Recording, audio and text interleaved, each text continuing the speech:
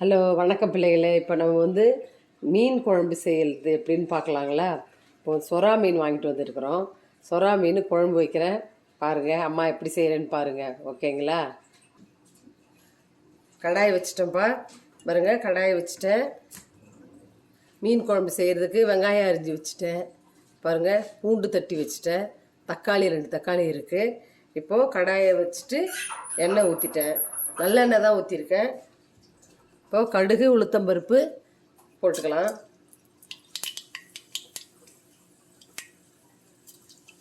ரெண்டு சீரகம் போட்டுக்கிறேன் பாருங்கள். பூண்டு பெரிய பெரிய பூண்டாக இருந்ததுனால தட்டி வச்சுருக்கேன். இந்த பூண்டை போட்டுக்கிறேன்.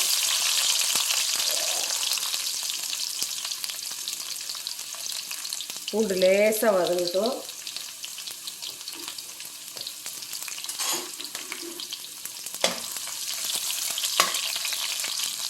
பாருங்கள், பூண்டு நம்ம நிறைய போட்டால் டேஸ்ட்டாக இருக்கும், உடம்புக்கு நல்லது. வெங்காயத்தை போட்டுக்கிறேன்.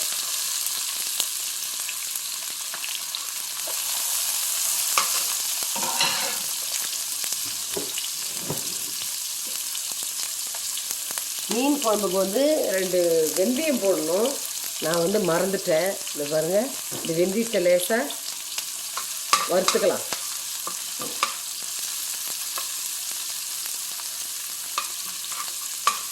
கடுகு பொரிச்சிட்டு வெந்தயம் போடணும். வெந்தயம் பூண்டு பாருங்கள்.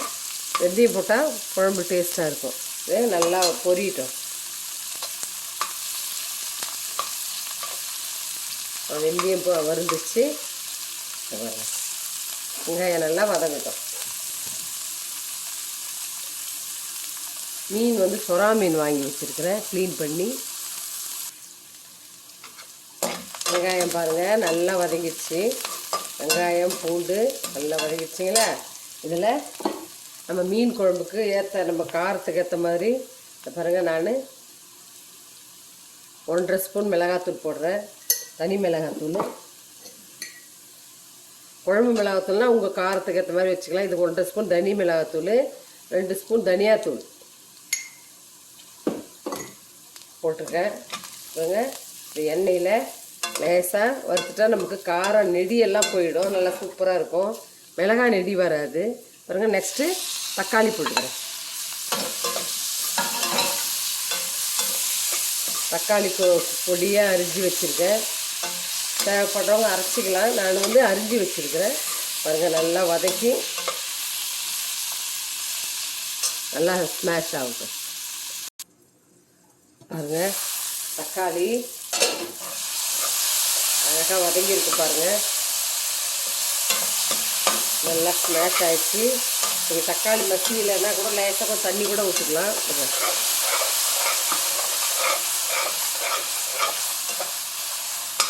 இதுக்கு குழம்புக்கு தேவையான மஞ்சத்தூள் போட்டுக்கலாம்.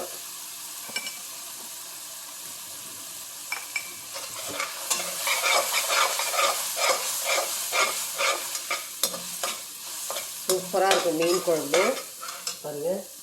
அடுத்து ஒரு நெல்லிக்காய் சைஸு, மீன் எவ்வளவோ அவ்வளோ. இது பாருங்கள், நெல்லிக்காய் சைஸு புளி ஊற வச்சுருக்கேன். புளியை கரைச்சி விட்டுக்கலாம்.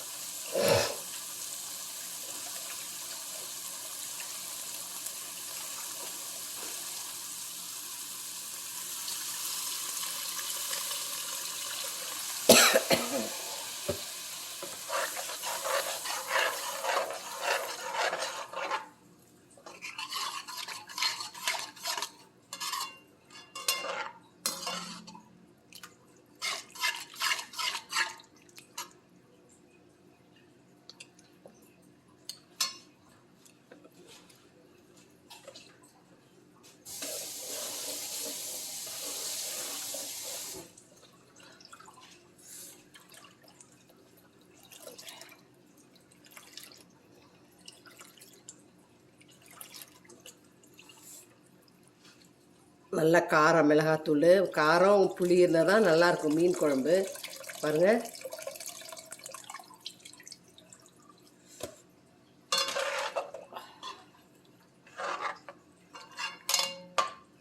புளி கரைச்சி விட்டாச்சு. தேவையான அளவு உப்பு போட்டுக்கலாம். குழம்புக்கு தேவையான அளவு பாருங்கள் 2 ஸ்பூனு உப்பு போட்டுக்கிறேன். ஓகேங்களா? அடுத்து ஒரு 4 பச்சை மிளகாய் போட்டுக்கிறேன். போட்டு நல்லா கொதி வரட்டும். கொதி வந்த பிறகு நான் பார்க்கலாம். ஓகேங்களா?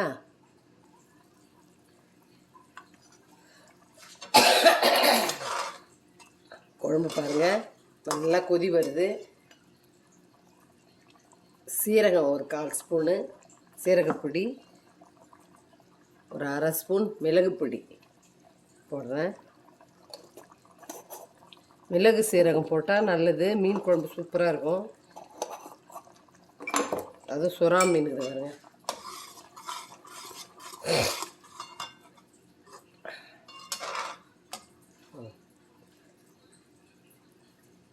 இன்னும் ஒரு 5 நிமிஷம் கொதிக்கிட்டோம், கொதி வரட்டும். இதை பாருங்க, சுறா மீன் நல்லா க்ளீன் பண்ணி, இது பாருங்க அங்கேயே க்ளீன் பண்ணி வரும். அங்கெல்லாம் ஊர்லலாம்னாக்கா சுடு தண்ணியில் போட்டு எடுக்கணும். இங்கே சுத்தமாக இங்கே க்ளீன் பண்ணி வந்திருக்கோம். கழுவி உப்பு போட்டு இது பாருங்க குழம்புல போட்டுடலாம்.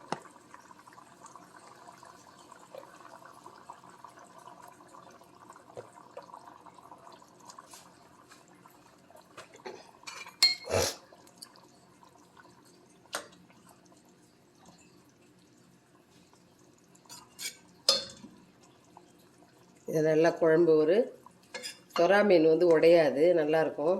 இது நல்லா கொதி வரட்டும்.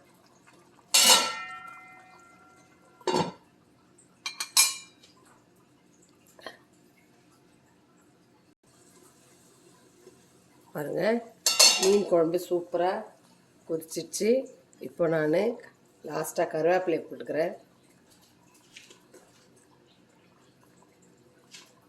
நெக்ஸ்ட்டு கொத்தமல்லி தழை தூவிட்டு இறக்கிடலாம். அவ்வளோதான், மீன் குழம்பு எவ்வளோ சூப்பராக இருக்குது பாருங்கள். திருக்க மீன் குழம்பு எவ்வளோ சூப்பராக இருக்குது பாருங்கள்.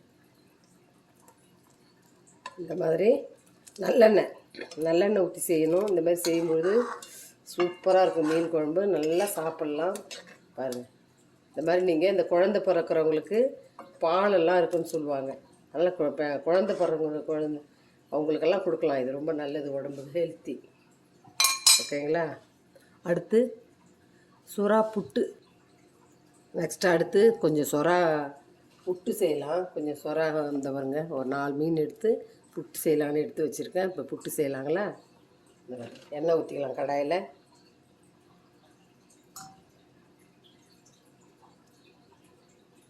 எண்ணெய் நல்லா காயிட்டும்.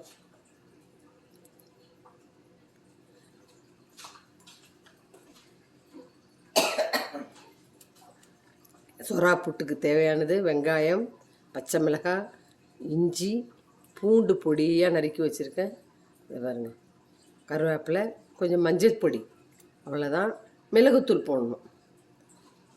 இப்போது எண்ணெய் காயிட்டும். எண்ணெய் காய்ஞ்சிடுச்சு. பூண்டு போடுறேன் பாருங்க.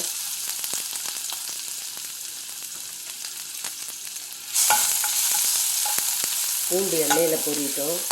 நெக்ஸ்ட்டு வெங்காயம், பச்சை மிளகாய்.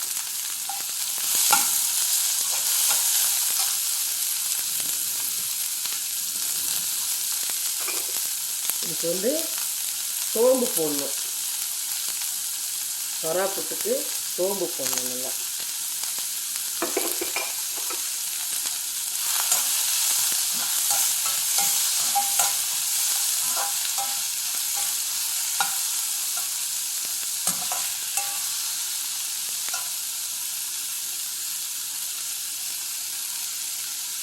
இந்த வெங்காயத்திலேயே தேவையான அளவுக்கு மஞ்சள் பொடி,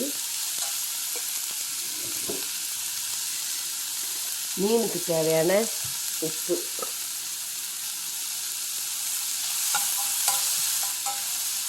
வதங்கட்டும் நல்லா.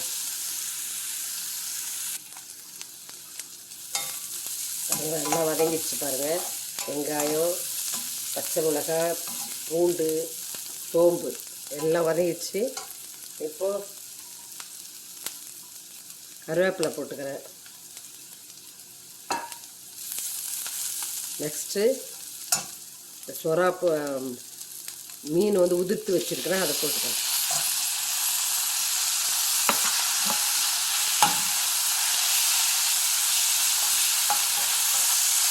இந்த மீன் உதிர்த்து வச்ச மீனை போட்டு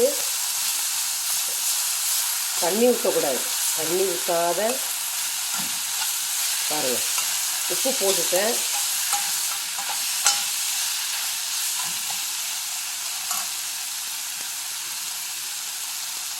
நிறைய வெங்காயம் பச்சை மிளகா தான் அந்த காரத்துக்கு. பூண்டு உப்பு போட்டேன். இது பாருங்கள், நல்லா உடச்சி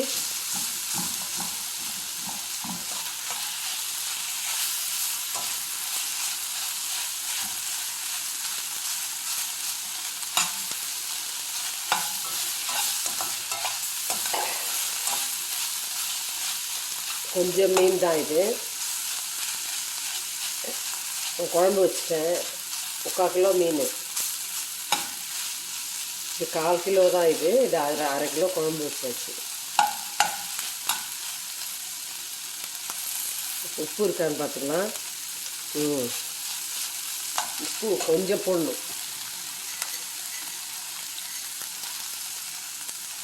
உப்பு கொஞ்சம் போட்டு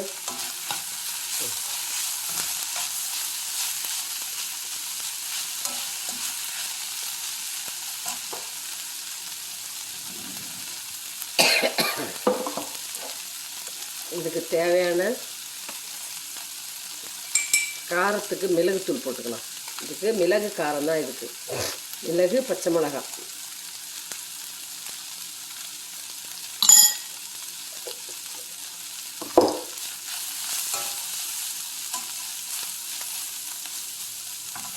அப்படியே சிம்மில் இருந்து அப்படியே இருக்கட்டும் கொஞ்ச நேரம். பாருங்க, சொரா புட்டு சூப்பராக ஆயிடுச்சு. க்ளீன், நம்ம அருமையாக இருக்குது பாருங்கள். இப்போ லாஸ்ட்டாக ஃபைனலாக கொத்தமல்லி போட்டுடலாம். கொத்தமல்லி போட்டு இறக்கிடலாம். அவ்வளோதான், சொரா புட்டு ரெடி. நீங்களும் இந்த மாதிரி சொரா புட்டு செய்துப்பாங்க. ஒரு சிலர் சொரா வந்து குழம்பு தான் வைப்பாங்க, புட்டு செய்ய மாட்டாங்க. சூப்பராக இருக்கும். இந்த மாதிரி நீங்கள் செய்யுங்க.